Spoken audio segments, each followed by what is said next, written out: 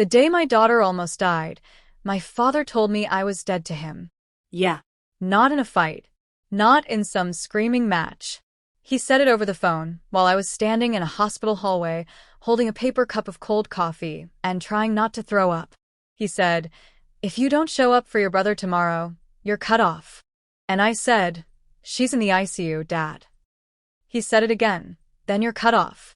That's when I realized I'd been funding my own punishment for years. I'm Logan. 36. Physics teacher. The boring kind of reliable that everyone in my family treats like an emergency line with no hold music.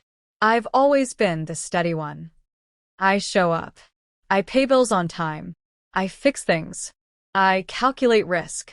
I teach teenagers about gravity while pretending I'm not constantly falling in my own house. My daughter, Ava, she's 8, sharp as lightning, loves clouds, galaxies, the smell of rain before it hits the ground. 2 nights before all this, she was drawing a solar system at the kitchen table. Next thing I knew, she was gasping, an asthma attack so bad she couldn't get air past her throat. I carried her to the car. Every red light felt like an accusation. By the time we reached the ER, her lips were pale, her hands shaking. Machines took over where her lungs couldn't. I stood next to her bed, whispering, "Breathe with me, baby." That's when my phone lit up. Dad. I stepped into the hallway. Bright white lights, tile floors too clean to feel human. "Tomorrow's your brother's birthday," he said. "Come early, help set up." Not "How's Ava?" Not "What happened?" Just orders. "I can't," I said. "She's fighting for her life." He sighed, long, heavy, disappointed. "Then you're cut off." I waited for him to laugh. He didn't. Cut off from what? My own paycheck? My own time? Still, hearing him say it hit me like static in my ears. I hung up, blocked the number. Back in the room, Ava's monitor blinked like a heartbeat keeping time with mine. I counted her breaths. Counted mine. Counted all the times I'd said yes to people who never once showed up when I needed them. At dawn, she woke. Whispered, voice dry as paper. "Dad, about Grandpa." Her eyes were so serious it scared me. "What about him?" I asked. She said, "Don't be mad at me like that." Mad at her? No. But that's when I knew she'd heard it. Heard me breaking. See, my family runs on this kind of unspoken math.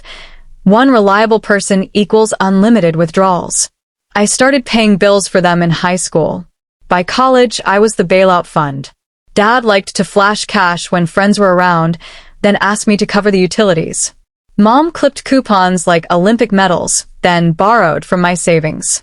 My brother, Chase, 29, allergic to hard work, addicted to fast schemes. Every month, it's a new business venture. Family helps family, Dad would say. But it never sounded like a value. It sounded like an invoice. I thought I could fix it by earning more. So when my principal offered a summer project for extra pay, I said yes. Extra cash meant I could finally buy Ava her own nebulizer, stop those panicked midnight drives. I texted Mom, "No more loans. Please stop asking." She replied, "So you think you're better than us now?" That's their favorite line.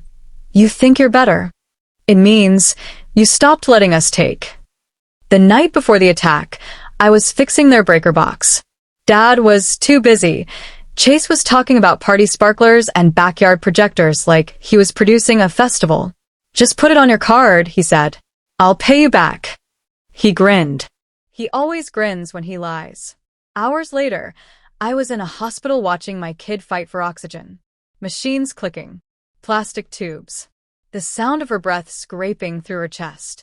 And my phone buzzed again. "Chase. Cake sorted? Dad. Bring the folding tables." "Mom. Don't bring that gloomy energy tomorrow." I looked at the screen like it was proof of something I'd been pretending wasn't real. Then at 6:42 a.m., Dad called with that final line. "Then you're cut off." And something inside me finally stopped apologizing.